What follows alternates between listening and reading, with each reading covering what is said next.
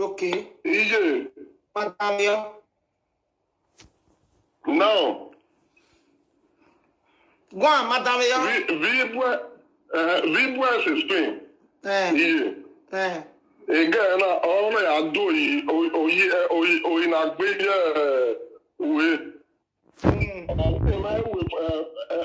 Hello everyone, welcome back to my YouTube channel. If you have not subscribed, my darling people, please do subscribe and smash the notification bell. Thank you and God bless you. My darling people, my correct people, this video today na about Mommy Yore, na about that man wey that woman wey talk say the man say Ikpekus too big. So the man now I can't talk how the whole thing happen. More and listen to the man. I go dey analyze am. Am I waiting out 2.5 years? Or wait take me what time? Or wait. He said the woman tell am when he carry am come Spain, the woman tell am say he never jogodo for the past 2 years. So Ikpekus tight. So now he make they can't go dey look for cream where they want put. Missouri way that one fine. Yet to be zero is what way. Where we talk about where you na equal something man. So he say na the woman na he by himself carry the cream put for Ikpekus. He say you remember I tell you Mommy Yore say the woman Ikpekus na equal poto.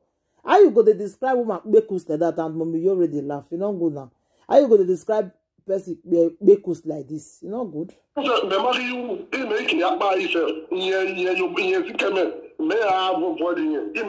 He say as Ikpekus come wide now when they come rub that cream now, he not come they do again before he come out. He not come they do again.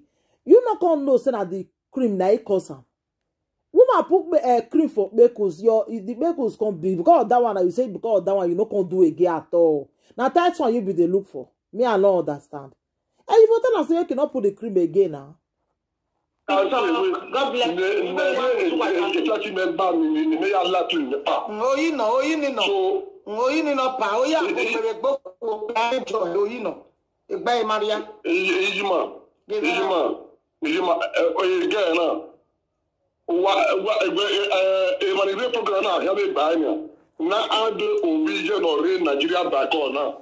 You will know how desperate, how bad is this guy? Mommy Yore dey tell am say na the cream wey she put na it cause am. No be say her body don spoil. Na the cream. He say na lie say no be the cream o. No be the cream o. The woman body don spoil. The woman body don spoil. No be the cream. I'm not going to add it by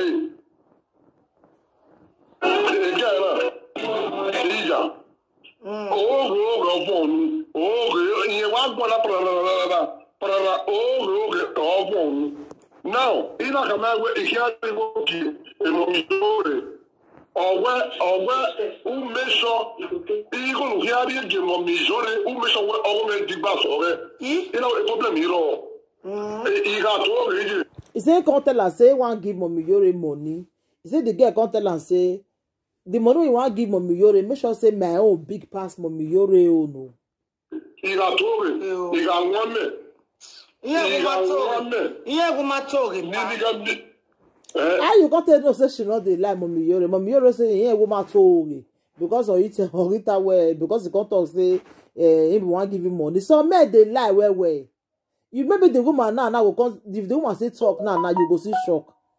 The man are just bad man. Some men can spoil woman them. Some men person they pray me not jam all those kind men. God forbid bad thing. Okay,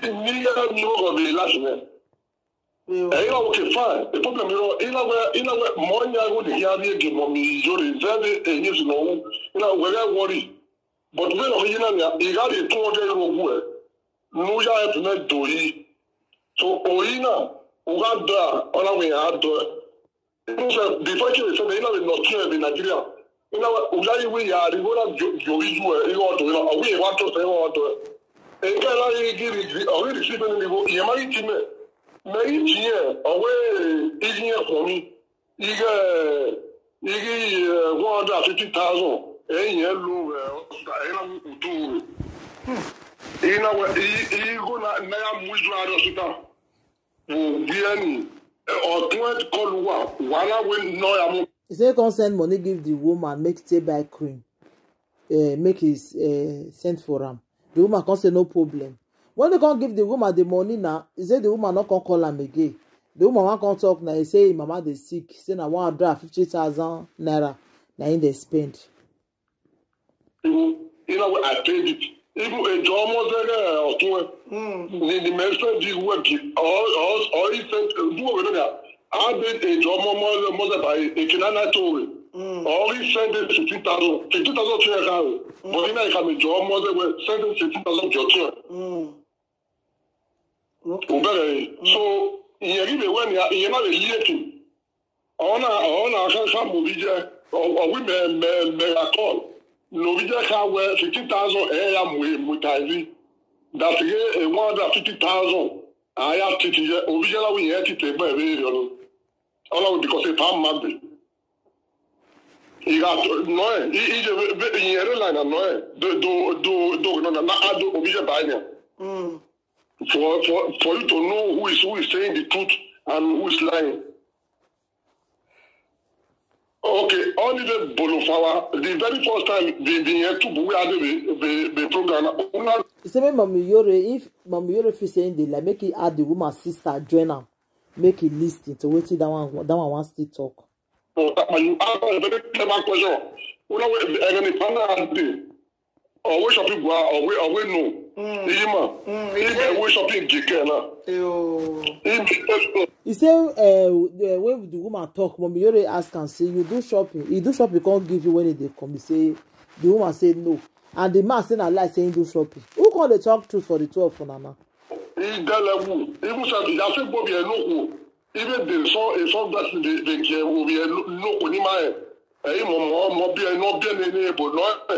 It's my already line and no.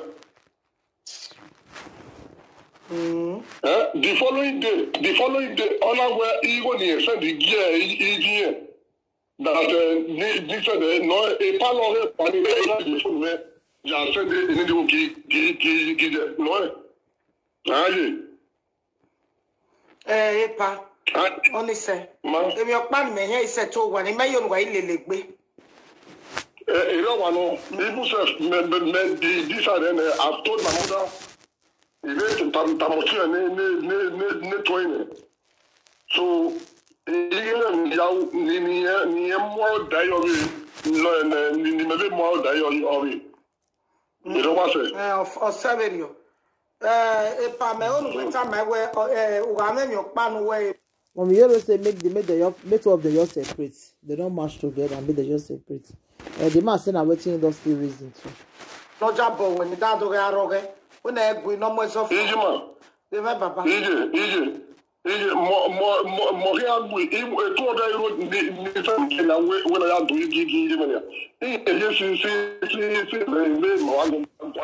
Mama, why you see gonna when we are doing Gije? No.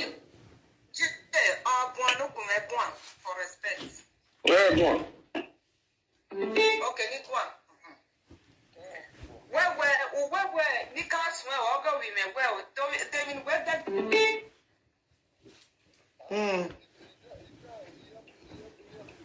Wow. Where that go women yesterday?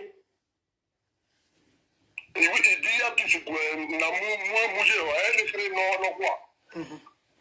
are dear picking no one at Muyero. Someone went there to go women naked where that gay. Oh, we're naked where that gay. God. Where along with what did I buy here to go? I know what I love, Patrick. Benaki. Don't let us earpiece que ya regaló a ti. ¿Dónde está? Earpiece. O